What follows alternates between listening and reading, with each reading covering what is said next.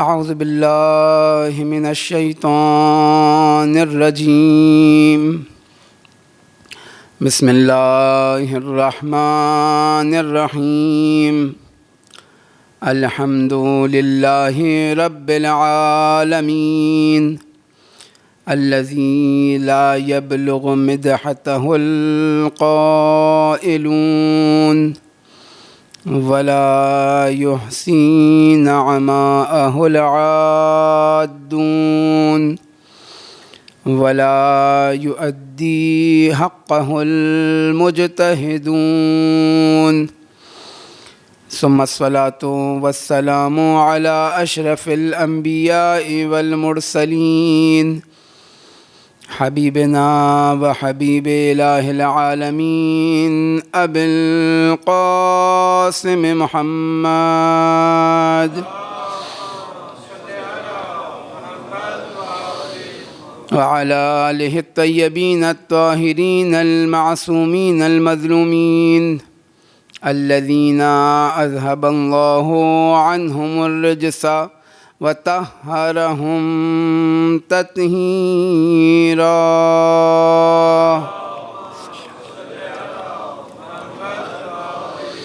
لا سیما بقیت اللہ العظم امام زماننا روحی و ارواح العالمین لتراب مقدمہ الفدا وقال اللہ تبارک و تعالی فی کتابہ المجید بسم اللہ الرحمن الرحیم ان اللہ اشتری من المؤمنین انفسهم واموالهم بأن لهم الجنہ یقاتلون فی سبیل اللہ فیقتلون ویقتلون وعدا علیہ حقا فی التوراۃ والانجیل والقرآن ومن اوفی بعہدہ من اللہ فاستبشروا ببیعکم الذی بایعتم بہ وذلک هو الفوز العظیم صدق اللہ العلی العظیم۔ درود بھیجیے گا محمد و آل محمد پر۔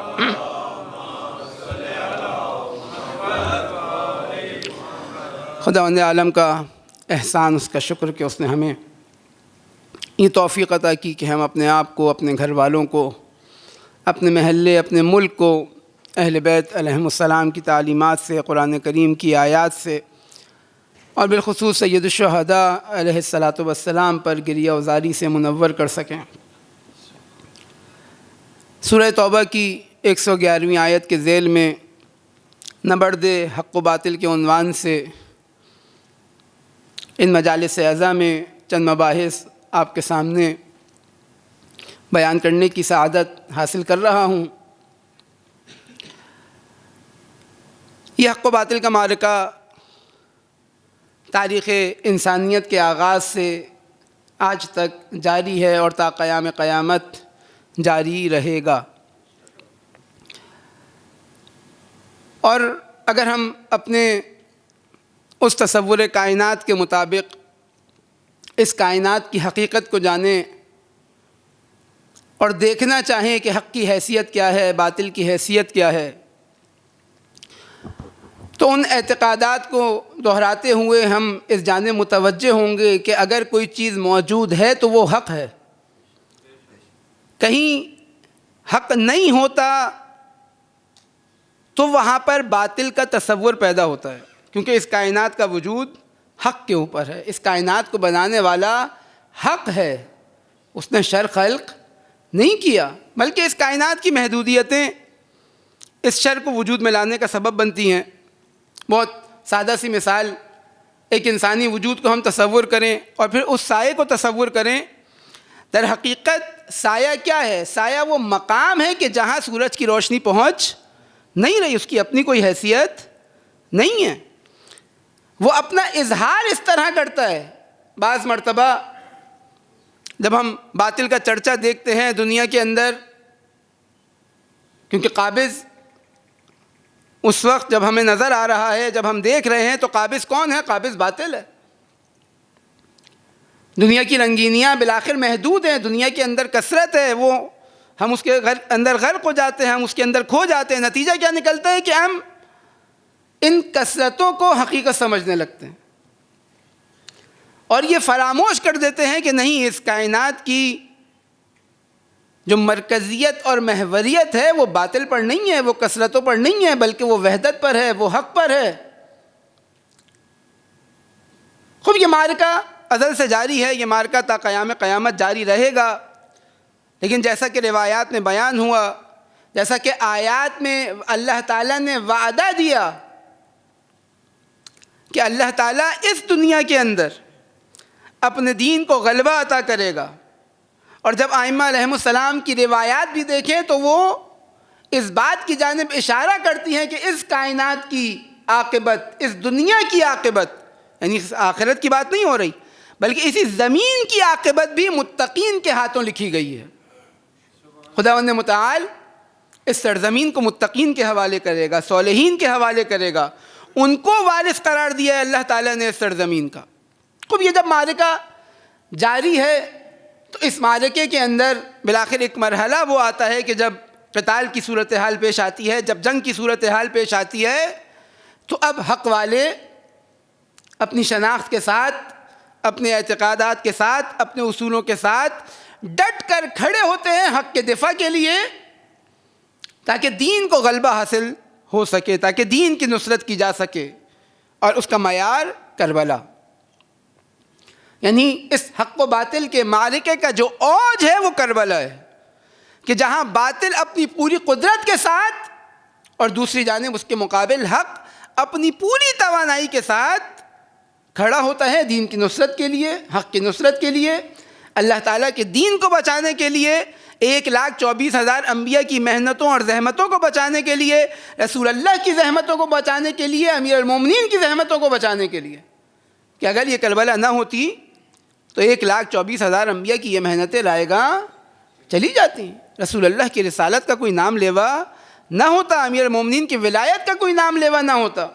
اب یہ سید الشہداء کی تحریک یہ معیار قرار پائی. لہٰذا جب اہل بیت علیہم السلام بارہا ہمیں تاکید کر رہے ہیں کہ دیکھو عزاداری سید الشہداء علیہم السلام کو زندہ رکھو، یعنی یہ بے سبب نہیں ہے، یہ مظہر صفات خداوند متعال ہے. اللہ تعالیٰ اگر کسی بات کا حکم دیتا ہے تو ایسا نہیں ہے کہ اس کے پیچھے کوئی مصلحت و مفسدہ نہیں ہوتا.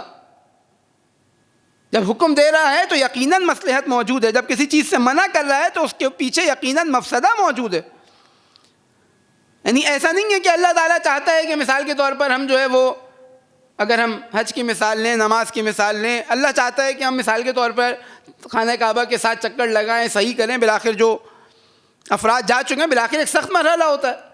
خوب آیا ایک عام انسان کی طرح ہے کہ جس طرح اس کے ذہن میں ہوتا ہے کہ بس میں اپنی بڑائی دکھاؤں، میں اپنی مسئولیت کا اظہار کروں، چلو تم اپنے نیچے والوں کو، اپنے ماتحت کو یہ کہتا ہے کہ چلو اب تم یہ کام کرنا شروع کرو، جبکہ اس کا کوئی ہدف و مقصد نہیں ہوتا. نہیں، خداوند متعال کی ذات ایسی نہیں ہے، حکیم ہے، اس کے اولیاء بھی حکیم ہیں، اس کے خلفاء بھی حکیم ہیں.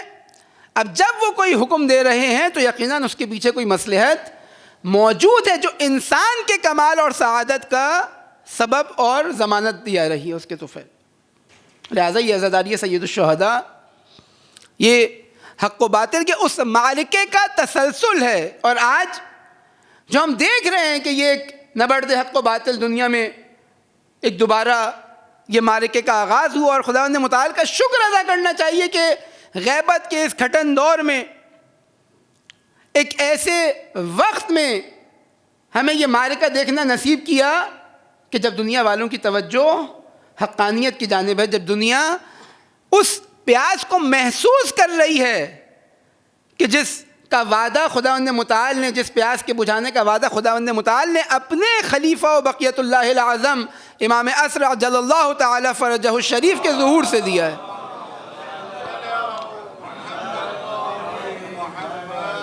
کہ یعنی آج دیکھیں، آج پوری دنیا، یعنی صرف مسلمانوں تک یہ بات نہیں رہی، صرف شیعوں تک نہیں رہی، صرف مسلمانوں تک نہیں رہی، بلکہ تمام عالم انسانیت جس کے اندر ذرہ برابر فطرت موجود تھی وہ پلٹ رہا ہے. کیوں؟ کیونکہ دیکھ رہے ہیں کہ حق والے کہاں کھڑے ہیں، وہ کون ہیں جو پابندیاں برداشت کرتے ہیں؟ وہ کون ہیں جو قربانیاں دیتے ہیں؟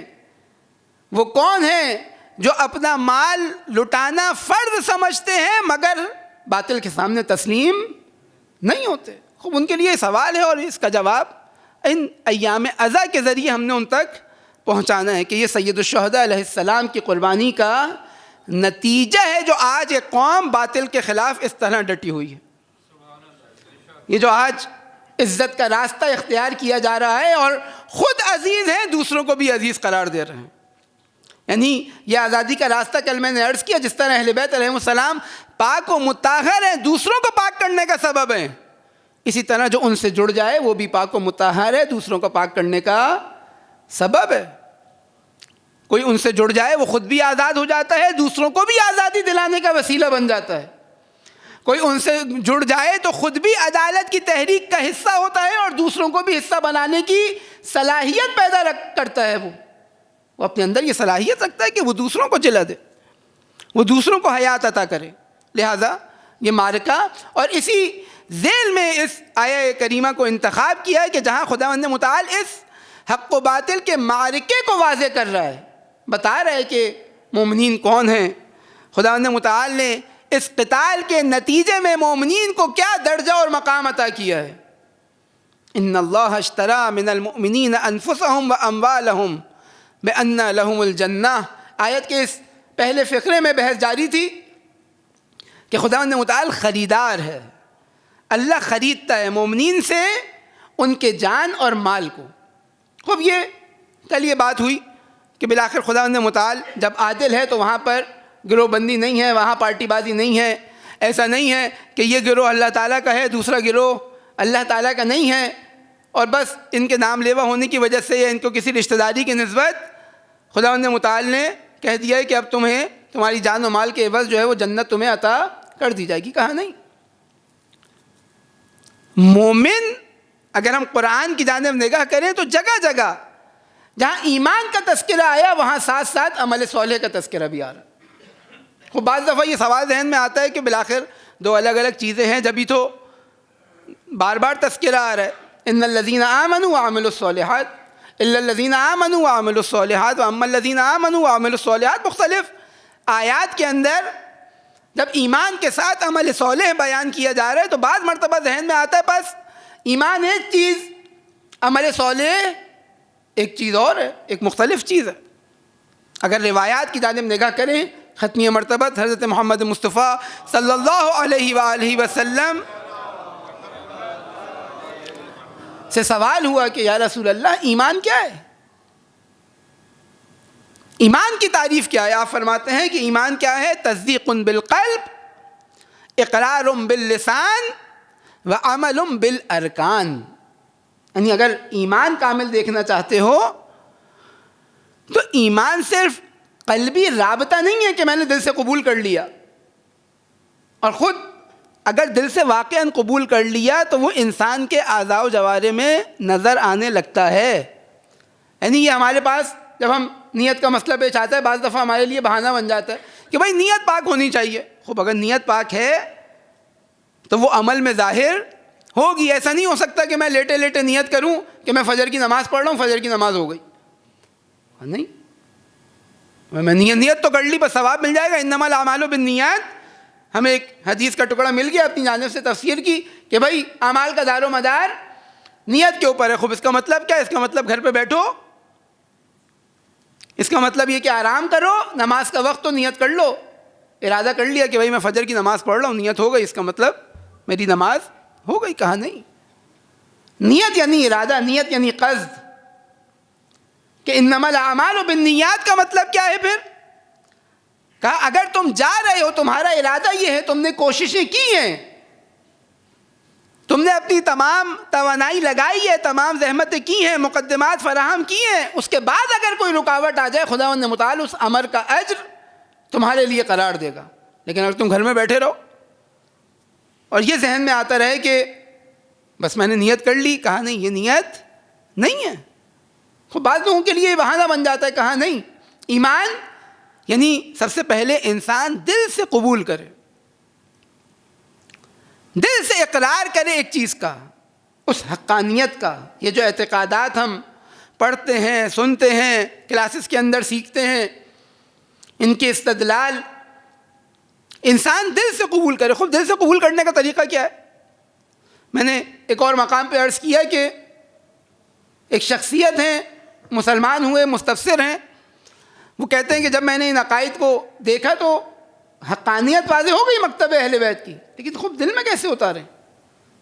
کہا ایک بہت سری ترین جو راستہ ہے، جو تیز ترین راستہ ہے ان اعتقادات کو دل میں اتارنے کا، وہ اہل بیت علیہم السلام کا ذکر اور ان سے توسل اور ان کے اوپر گریہ. اور دیکھیں ان مجالس کا جو نظام ہمارے بزرگوں نے بنایا وہ بھی کس طرح تھا کہ پہلے فضائل و مناقب بیان ہو، پہلے اہل بیت علیہم السلام کی تعلیمات بیان ہو، معارف کا بیان کیا جائے، اور اب اس کے بعد جب ذکر سید الشہداء ہو، جب اس کے بعد گریہ ہو، تو نتیجہ کیا نکلے گا کہ وہی فضائل و مناقب وہ انسان کے وجود کا حصہ بن جائیں گے. خوب اہل بیت کریم ہے، یقیناً اس دور میں عطا کر رہے ہیں، آج بھی عطا کرنے کی صلاحیت ان میں موجود ہے. یہ ہماری طرف سے کوتاہی ہے کہ اگر ہم ان کی بارگاہ سے کچھ لے نہیں پاتے. خوب ایمان کیا ہے؟ تصدیق بالقلب، اقرار باللسان. اور جب دل سے قبول کر لیا تو اب اس کا اظہار کرنا ہے. اور بالخصوص جب ہم کسی بھی اجتماعی تحریک کا حصہ قرار پاتے ہیں، اور جس طرح اسلام دعوے دار ہے اس دنیا پر حاکمیت کا، اس دنیا پر غلبے کا، کسی خاص گروہ کی خاطر نہیں بلکہ انسانیت کو کمال و سعادت تک پہنچانے کے لیے.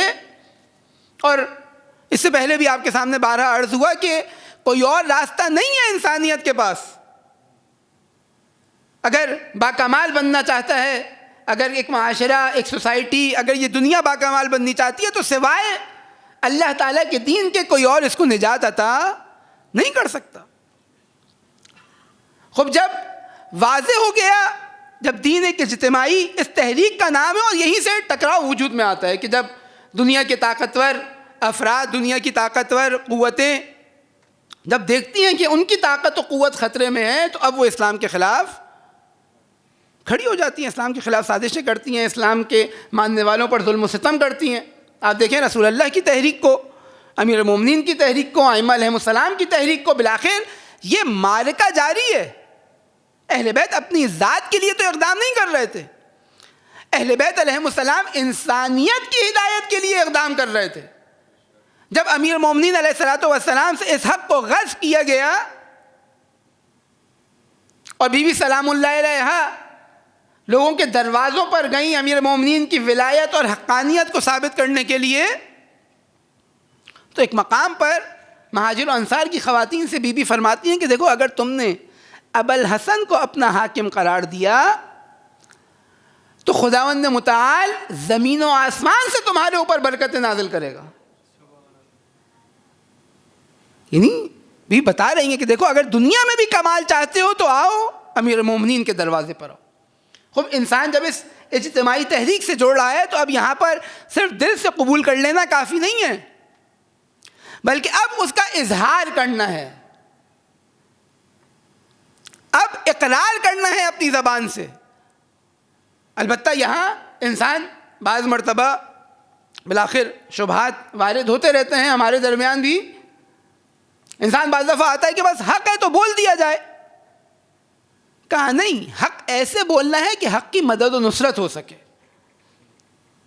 حق کو اس طرح نہیں بولنا کہ لوگ حق سے دور ہو جائیں، حق کو اس طرح بیان نہیں کرنا کہ حق کی تذلیل ہو جائے، حق کو اس طرح بیان نہیں کرنا کہ حق کمزور پڑ جائے. حق کو اس طرح بیان کرنا ہے کہ حق سر بلند ہو.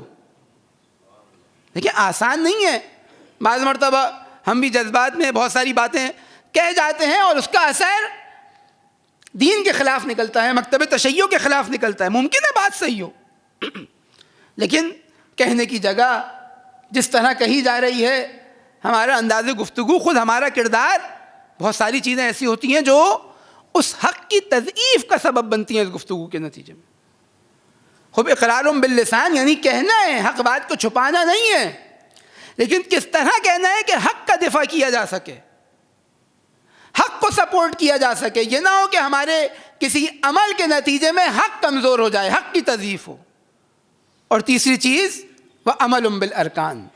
پس یہ تین چیزیں جب ملتی ہیں، جب انسان کے اعضاء و جوارح سے اس عقیدے کا اظہار ہوتا ہے، تو اسے کہا جاتا ہے ایمان.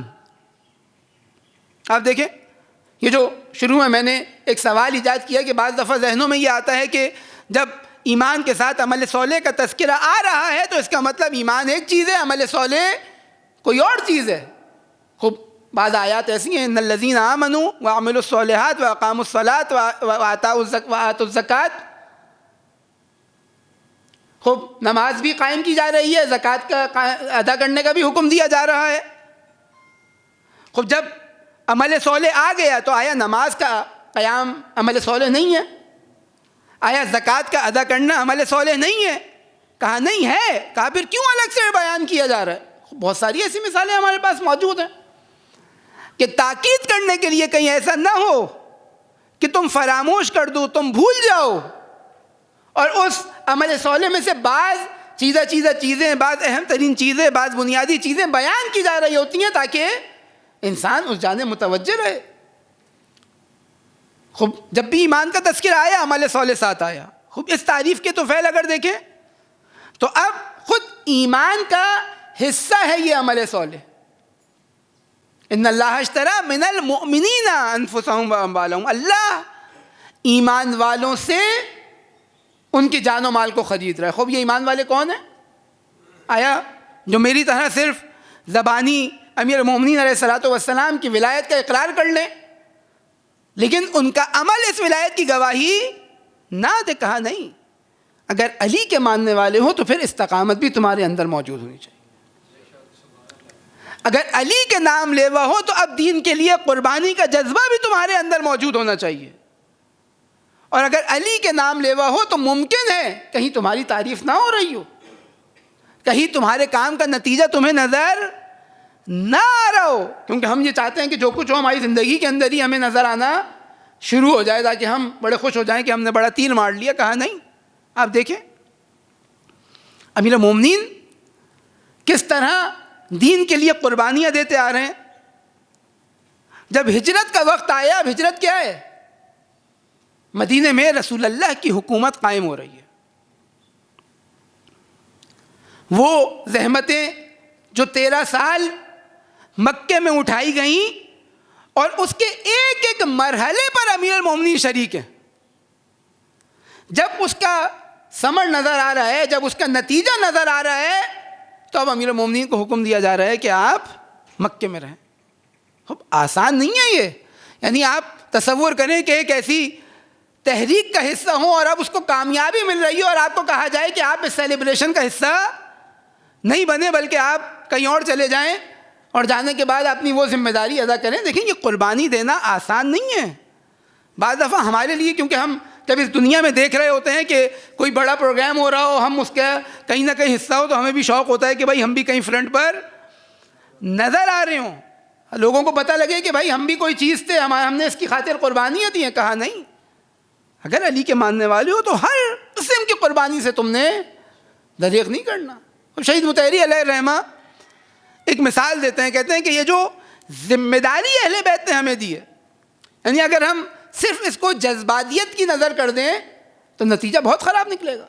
یہ میں نے پہلے آپ کے سامنے عرض کیا، یہ جو اقرار باللسان ہے، یہ جو حق کا بیان کرنا ہے، یہ جو اپنے مکتب کا اعلان ہے، اس کی بھی روش ہونی چاہیے، اس کا بھی طریقہ کار ہونا چاہیے. ایسا نہ ہو کہ ہمارے کسی عمل، ہمارے کسی بات کے نتیجے میں ہمارا مکتب ضعیف قرار پائے.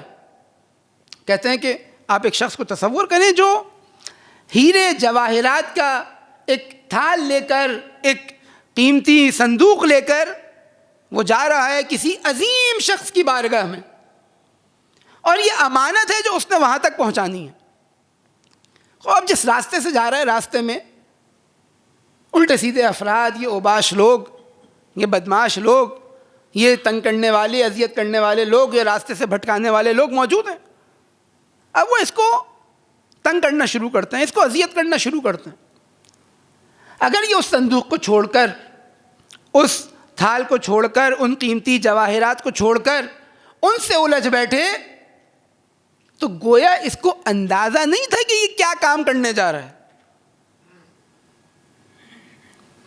کہا اگر ہم اپنی ذمہ داری سمجھیں جو اہل بیت علیہ السلام نے جو دین ہم تک پہنچایا تاکہ انسانیت کی ہدایت کی جا سکے, تاکہ انسان کو کمال تک پہنچایا جا سکے, تاکہ خود باکمال ہوا جا سکے اور اس کے بعد پوری انسانیت کو باکمال بنایا جا سکے, کہا یہ آسان ذمہ داری نہیں ہے.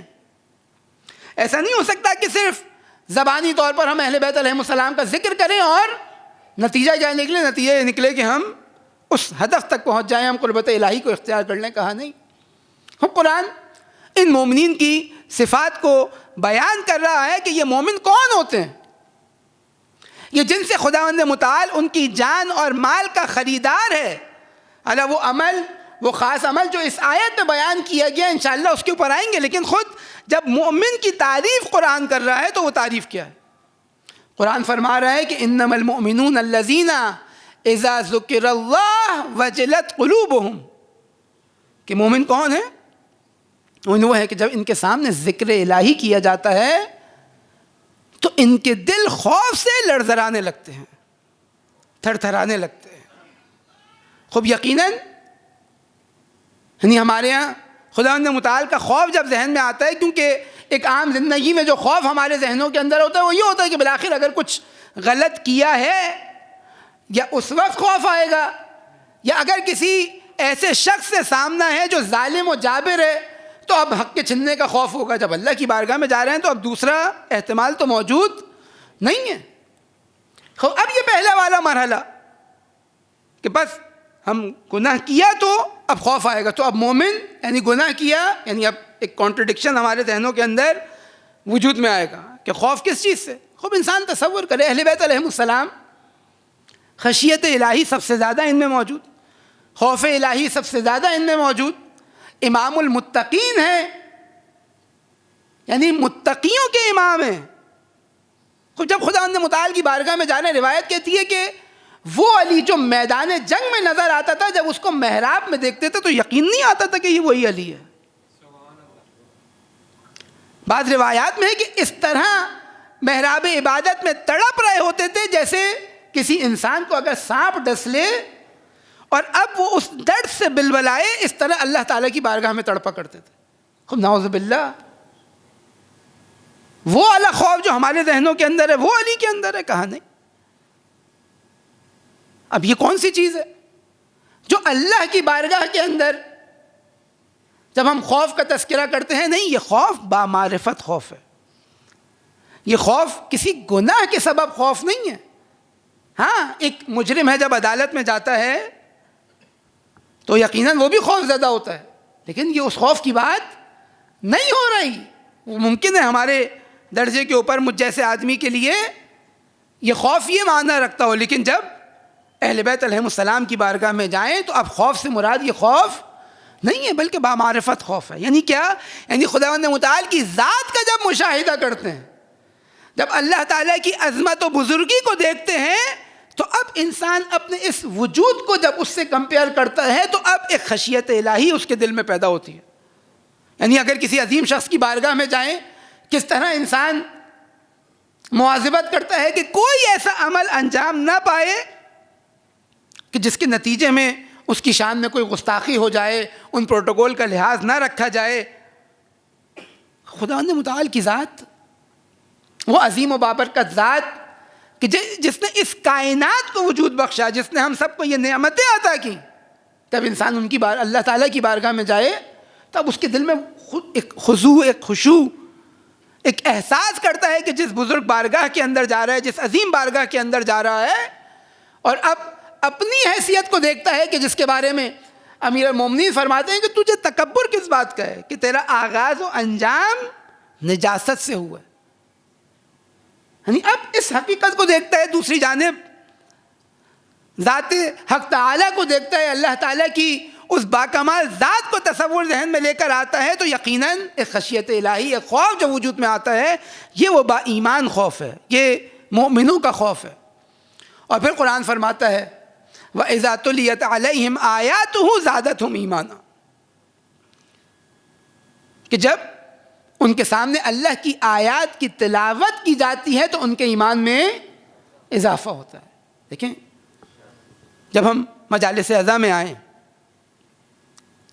اہل بیت علیہم السلام کا ذکر سنیں، قرآن کریم کی آیات کی تلاوت سنیں، اہل بیت کی احادیث کی تلاوت سنیں، تو نتیجہ کیا نکلنا چاہیے؟ زادتہم ایمانا، کہ انسان کے ایمان میں اضافہ ہونا چاہیے۔ خوب امیر المومنین کی وہ حدیث اگر ہم مد نظر رکھیں کہ مولا علیہ السلام فرماتے ہیں کہ دیکھو اللہ کی سب سے بڑی آیت میں علی ابن ابی طالب ہوں، تو اب جب علی کا ذکر سنیں تو نتیجہ کیا نکلے؟ زادتہم ایمانا، کہ اہل بیت سے بڑھ کر تو کوئی آیت الہی نہیں ہے، اہل بیت سے باعظمت تو آیت الہی نہیں ہے۔ نبأ العظیم امیر المومنین ہے، آیت اللہ الکبریٰ امیر المؤمنین ہے۔ جب ان کا ذکر سنے اور انسان تصور یہ کرے کہ ان کے ذکر کے بعد اس کی زندگی کے اندر نہ صرف یہ کہ بہتری نہ آئے بلکہ وہ برائیوں کی طرف چلے جائے، اس کا مطلب اس نے ایمان کا حق ادا نہیں کیا۔ وَإِذَا تُلِيَتْ عَلَيْهِمْ آيَاتُهُ زَادَتْهُمْ ایمانا، کہ جب، اور اب معیار ہے نا، قرآن معیار دے کر جا رہا ہے کہ اب جب میں اس مجلس عزا سے اٹھ کر جاؤں تو یقیناً میرے ایمان میں اضافہ ہونا چاہیے۔ کیوں؟ کیونکہ آیات الہی کی تلاوت سن کے آ رہا ہوں، اہل بیت علیہم السلام کے ذکر کو سن کے آ رہا ہوں، ان کی تعلیمات کو سن کے آ رہا ہوں، سید الشہداء علیہ السلام کی مصیبت کو سن کر آ رہا ہوں۔ وَإِذَا تُلِيَتْ عَلَيْهِمْ آيَاتُهُ زَادَتْهُمْ ایمانا وَعَلَىٰ رَبِّهِمْ يَتَوَکَّلُونَ۔ یہ کون ہے؟ مومن کون؟ جو اپنے پروردگار پر توکل کرتا ہے۔ خوب یہاں بھی ہمارے ذہنوں کے اندر وہ مسکنسیپشنز موجود ہوتے ہیں کہ جب توکل یعنی کیا؟ توکل یعنی اپنی ذمہ داری کو چھوڑ دے انسان، خوب اللہ پر بھروسہ کرے، اپنی ذمہ داری ادا نہ کرے۔ خوب اہل بیت علیہم السلام کی زندگی ہمارے لیے معیار ہے۔ خدا متعال نے ان کو نمونہ عمل قرار دیا۔ سید الشہداء علیہ السلام ایک مقام پر فرماتے ہیں وَلَكُمْ فِي أُسْوَةٌ حَسَنَةٌ، کہ دیکھو تمہارے لیے میری ذات کے اندر اسوہ حسنہ ہے۔ یہ اہل بیت اتنی قربانیاں دے رہے ہیں، اہل بیت ان ذمہ داریوں کو ادا کر رہے ہیں دین کی ہدایت کے لیے، انسانیت کی ہدایت کے لیے۔ خب اس کا نتیجہ کیا ہے؟ یعنی ہم یہ تصور کریں کہ ہم نے کچھ نہیں کرنا اور بنی اسرائیل کی مانند کہ جس طرح بیٹھ گئے اور بیٹھنے کے بعد یہ خیال کیا کہ بس اب اللہ تعالیٰ نے ہمیں چن لیا، اللہ تعالیٰ نے گارنٹی کارڈ ہمیں لکھ کر دے دیا ہے کہ تم کامیاب قوم ہو، اب ہماری کوئی ذمہ داری نہیں بنتی۔ کہا نہیں۔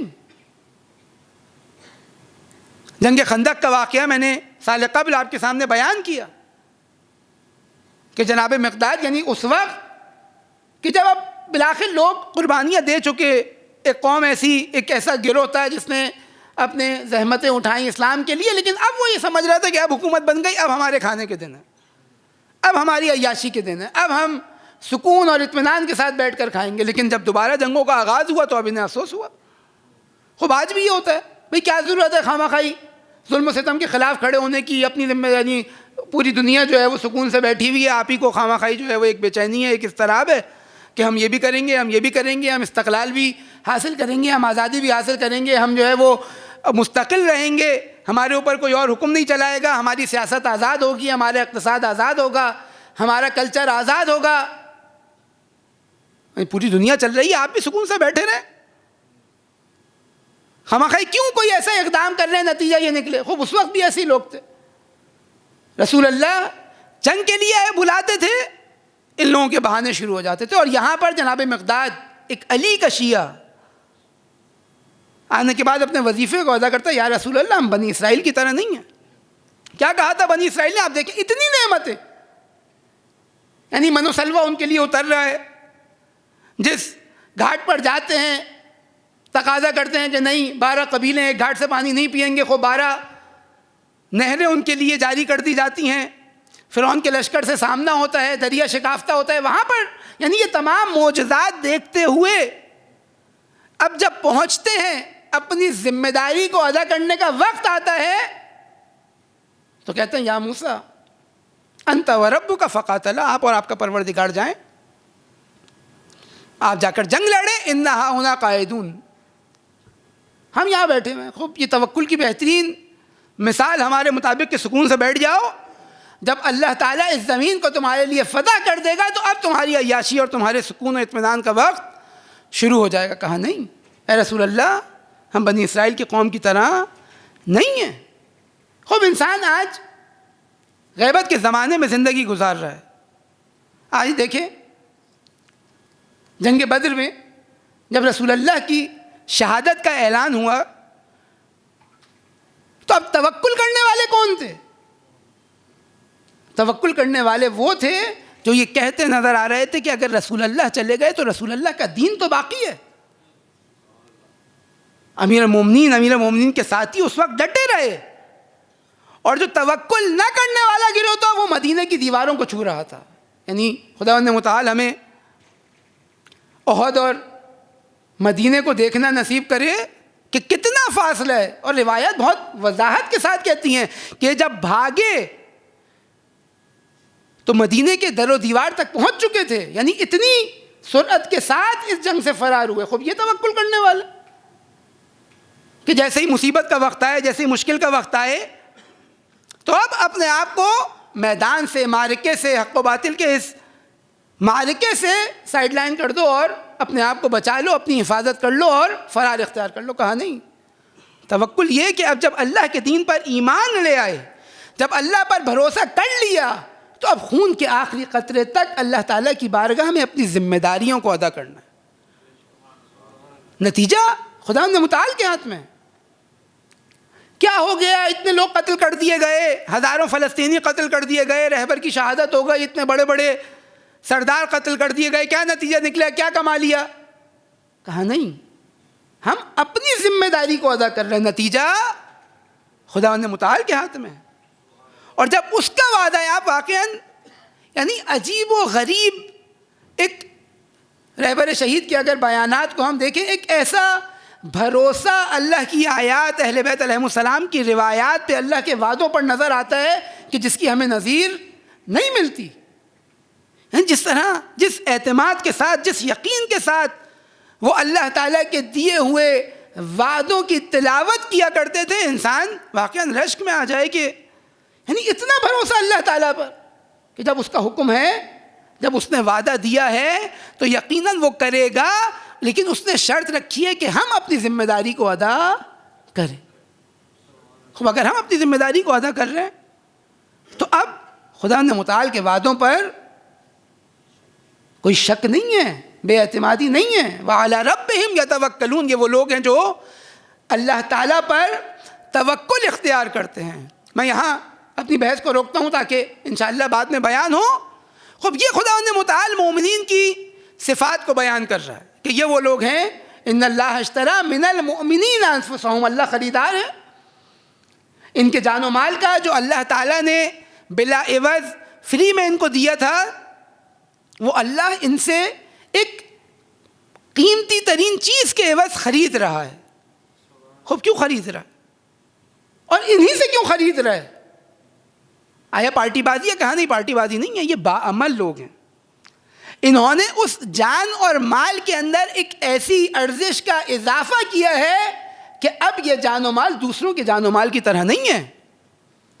اب مومن کی زندگی اور غیر مومن کی زندگی ایک نہیں ہے. جب ایک نہیں ہے تو اب اس کی قیمت بہت بلند ہے اور دوسرے کی قیمت بہت پست ہے. بالآخر کچھ کام کیا ہے نا اس نے زندگی کی نسبت. اب اس کا مال اور دوسروں کا مال فرق کرتا ہے. یہ کہاں سے کما رہا ہے، یہ کیسے کما رہا ہے، یہ کہاں خرچ کر رہا ہے، اور غیر مومن کیسے کما رہا ہے، کہاں خرچ کر رہا ہے، فرق کرتا ہے. یہ ان کے عمل کے اندر فرق ہے، ان کی زندگی کے اندر فرق ہے. ایسا نہیں ہو سکتا کہ میں اس دین کو تو مانوں جو رسول اللہ لے کر آئے، اس دین کو تو مانوں جو امیر المومنین نے بیان کیا، اس دین کو تو مانوں جو سید الشہداء نے جس کی خاطر اپنے آپ کو قربان کر دیا، لیکن میری زندگی کے اندر اور دوسروں کی زندگی کے اندر کوئی فرق نہ ہو. یہ ممکن نہیں ہے. اگر مانتا ہوں، اگر واقعاً ایمان رکھتا ہوں تو اب میرے عمل میں اور دوسروں کے عمل میں فرق ہونا چاہیے. اور جس طرح ایک فرد کے عمل میں فرق ہونا چاہیے، اسی طرح ایک قوم کے عمل میں بھی فرق ہونا چاہیے. اگر کوئی قوم رسول اللہ کی ماننے والی قوم ہے، اگر کوئی قوم امیر المومنین کی ماننے والی قوم ہے، اگر کوئی قوم سید الشہداء علیہ الصلوۃ والسلام پر گریہ کرنے والی قوم ہے تو اب اس قوم کے اندر اور دوسری قوموں کے اندر فرق ہونا چاہیے، اور یہ فرق آج ہمیں نظر آ رہا ہے، یہ فرق آج دنیا والوں کو نظر آ رہا ہے۔ دیکھو یہ مختلف ہیں، یہ وہ مسلمان نہیں ہے جس طرح دوسرے مسلمان ہیں جو خداوند متعال کے اولیاء کی تعظیم کو تو شرک جانتے ہیں، لیکن امریکہ اور اسرائیل کے سامنے تسلیم ہونے کو اور سجدہ ریز ہونے کو عین عبادت سمجھتے ہیں۔ یہ وہ قوم نہیں ہے، یہ وہ قوم ہے جب لا الہ الا اللہ کی صدا بلند کر دیتی ہے، جب اللہ اکبر کہہ دیتی ہے تو اب اس پر یقین رکھتی ہے کہ اللہ سے بڑا کوئی نہیں ہے، اور ایمان رکھتی ہے اس پر۔ اب رہبر شہید کے آخری تقاریر کو دیکھیں، کس طرح جرأت کے ساتھ بیان کرتے آ رہے ہیں کہ دیکھو یہ جو بحری بیڑا تم لے کر آ رہے ہو یہ بہت بڑا ہے، لیکن اس کو تباہ کرنے والی ذات اس سے بہت بلند ہے۔ دیکھیں یہ ایمان ہے، یہ ایمان کی طاقت ہے، اور یہ ایمان کی طاقت ہمیں کربلا سے حاصل ہوئی ہے کہ خداوند متعال، بس یہاں پارٹی بازی نہیں ہے، اللہ تعالیٰ اگر کسی گروہ کا انتخاب کر رہا ہے تو اس کے عمل کی بنیاد پر کر رہا ہے، کسی قوم کا انتخاب کر رہا ہے، اسے کمال عطا کر رہا ہے تو اس کے عمل کی بنیاد پر کر رہا ہے۔ اہل بیت علیہ السلام کے مکتب میں جہاں فرد کے کمال کی بات کی گئی وہاں قوم کے کمال کی بات بھی کی گئی، اور ہمیں بارہا نتیجہ یعنی بارہا یہ نظر آتا ہے کہ جب دین کے کمال کی بات کی جا رہی ہے تو وہاں فرد کو مراد نہیں لیا جا رہا، وہاں قوم کو مراد لیا جا رہا ہے، وہاں ایک بڑا گروہ ہے جو دین کی مدد و نصرت کر رہا ہے۔ دیکھیں دین کی یہ مظلومیت رہی ہے کہ دین کے انصار بہت کم رہے، دین کے مددگار بہت کم رہے۔ کربلا شاید اوج ہے، یعنی ائمہ علیہ السلام کی ہم تاریخ میں دیکھیں تو جس طرح سید الشہداء علیہ الصلوۃ والسلام نے فرمایا کہ جیسے مجھے اصحاب ملے ایسے کسی اور کو نہ ملے، ایسے میرے نانا میرے بابا کو نہ ملے، اور بعد کے ائمہ کی زندگی بھی ایسے ہی ہے، یعنی اتنی مظلوم کہ ایسے اصحاب ائمہ علیہ السلام کو میسر نہ ہوئے۔ آپ کے سامنے بارہا وہ واقعات بیان کیے۔ حسین کے اصحاب ایک عجیب و غریب کمال کے حامل ہیں، یعنی جس کے اوپر جن کے روایات میں ہے کہ انبیاء ان شہداء کے اوپر رشک کرتے ہیں۔ کیوں؟ کیونکہ انبیاء علیہ السلام کی تحریک کو بچانے والے ہیں، ان کی زحمتوں کی حفاظت کرنے والے ہیں، اس دین کو بچانے والے ہیں جو اللہ تعالیٰ نے انسانیت کے کمال کے لیے بھیجا تھا۔ خوب آج کربلا کے اس شہید کا تذکرہ کر رہے ہیں کہ جو باکمال تھا، جس کا شمار شہدائے کربلا میں تھا، لیکن یہ ایسا واحد شہید ہے جو کربلا نہیں پہنچا، یعنی کربلا کے شہداء میں شامل ہے۔ اور دلیل کیا ہے کہ یہ کربلا کے شہداء میں شامل ہے؟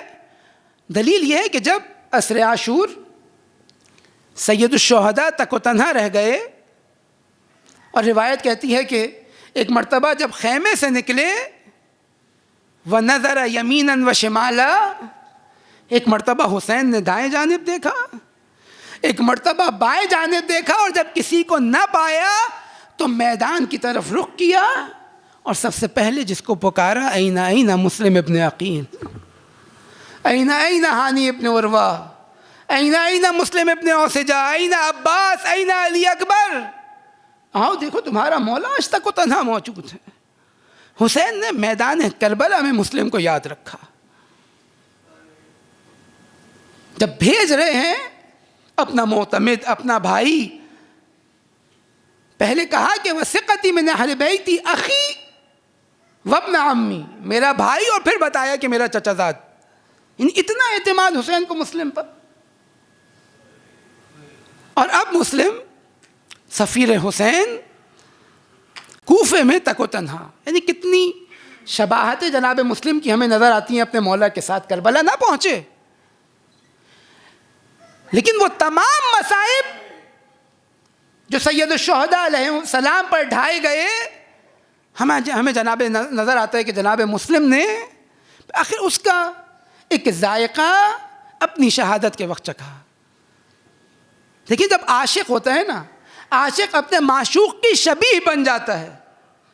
کوشش کرتا ہے اس جیسا ہو. مسلم کی شہادت, مسلم کا یہ معرکہ انہیں سید الشہداء علیہ الصلوۃ والسلام کی شبیہ قرار دیتا ہے کہ ایک وقت وہ آیا کہ جب مسلم بیعت لے چکے اور سید الشہداء کو خط لکھ دیا ہے, حسین ابن علی کوفہ آمادہ ہے, اور آپ کو وہ خط لکھ رہا ہے جو جھوٹا نہیں ہے. اے حسین ابن علی جلدی کوفے کی جانب آ جائیں, کوفہ آمادہ ہے. لیکن ایک مرتبہ حالات تبدیل ہو گئے. جب مسلم عشاء کی نماز پڑھ کر مسجد کوفہ سے باہر نکلے تو اب تک وہ تنہا کوفے کی گلیوں میں پھر رہے, ساتھ دینے والا کوئی نہیں ہے. ایک مرتبہ بھوک و پیاس کی شدت سے تھک ہار کر ایک دروازے کے کنارے بیٹھ گئے. ایک خاتون باہر نکلی, کہا اے شخص مجھے گوارا نہیں ہے کہ کوئی اجنبی میرے دروازے پر بیٹھے, جاؤ اپنے گھر لوٹو. مسلم سر جھکائے بیٹھے ہیں. جناب تو بارہا اس بات کو تکرار کرتی ہے. ایک مرتبہ مسلم سر اٹھاتے ہیں, کہتے ہیں مومنہ ارے وہ کہاں جائے جس کا کوفے میں گھر نہ ہو. تڑپ جاتی ہیں, کہا کون؟ کہا میں حسین کا سفیر مسلم ابن عقیل ہوں. ارے اس قوم نے مجھے دھوکہ دیا. تڑپ گئیں. ایک مرتبہ گھر میں جگہ دی, کھانے پینے کا اہتمام کیا. مسلم اب عبادت میں رات گزار رہے ہیں. ایک مرتبہ جب صبح ہوتی ہے مسلم گھوڑوں کی آوازیں سنتے ہیں اور اب ایک مسکراہٹ مسلم کے چہرے پر آمادہ ہوتی ہے. کہتے ہیں کہ اے تو دروازہ کھولو, میں یہاں سے جانا چاہتا ہوں. مسلم اپنے آپ کو آمادہ کرتے ہیں. مسلم کو یہ گوارا نہیں ہے ارے کسی خاتون کے گھر پر حملہ ہو جائے. ہاں شاید مسلم کے ذہن میں مدینہ یاد آیا ہو. ارے ایک قوم ایسی بھی تھی, فاطمہ در و دیوار کے درمیان تھی, لیکن ناجنان نجیبوں نے ارے فاطمہ کے گھر پر حملہ کر دیا. ہاں مسلم بنی ہاشم کا غیرت مند بیٹا ہے, ارے گوارا نہیں ہے. ایک مرتبہ آگے بڑھتے ہیں, جنگ شروع ہوتی ہے, لڑتے ہیں. اب مسلم کی حالت ایسی ہو چکی ہے کہ اب مزید لڑ نہیں سکتے. ظالم کی جانب سے ایک آفر دی جاتی ہے, اے مسلم تسلیم ہو جاؤ. لیکن مسلم جانتے ہیں کہ دیکھو ابھی میں اپنے مولا کو خط لکھ چکا ہوں. مسلم کی کوشش یہ ہے, دیکھیں جس حال میں مسلم جنگ لڑ رہے ہیں ارے شہادت یقینی ہے. اب ایسے مرحلے کے اوپر انسان ہتھیار ڈال دیتا ہے, انسان سرنڈر کر جاتا ہے, انسان اپنے آپ کی قتل کو قبول کر لیتا ہے. لیکن مسلم جانتے ہیں کہ ارے زینب ام کلثوم کوفے کی جانب آ رہی ہے, ارے حسین کی بیٹیاں کوفے کی جانب آ رہی ہیں. مسلم انتظار کر رہے ہیں, ارے کوئی ایسے ہی فرصت مل جائے اپنے مولا کو بتا دوں, ارے مولا یہ کوفہ اس قابل نہیں ہے کہ آپ زینب ام کلثوم کو لے کر کوفہ کی جانب آئے, آپ سکینہ اور رقیہ کو لے کر کوفے کی جانب آئے.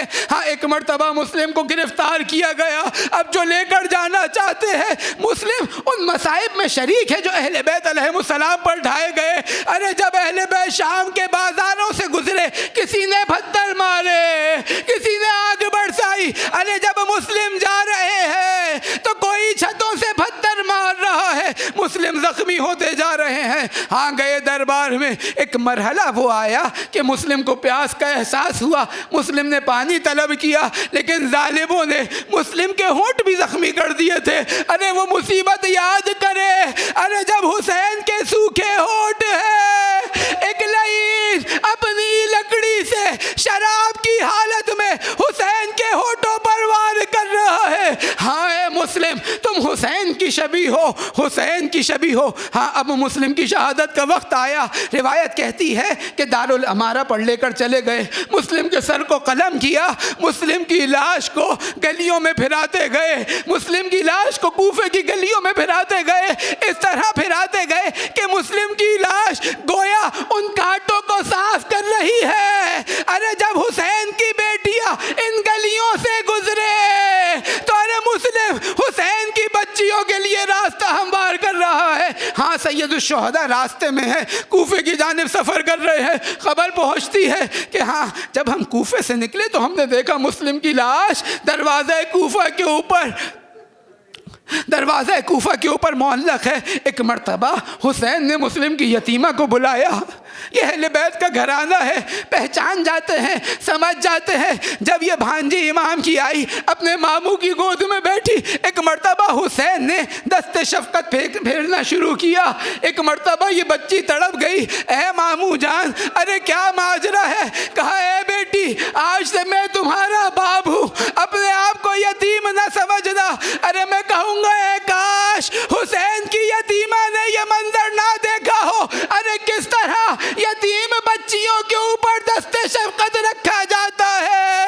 ہاں جب عصر عاشورائی اعلان ہوا الا وقت قتل الحسین بکربلا، ایک بچی جب مقتل کی جانب دوڑی گریہ کرتی ہوئی، ارے کسی نے تماچے مارے، کسی نے تازیانے مارے۔ اے بابا، ارے یتیم بچوں کے ساتھ اس طرح کا سلوک کب؟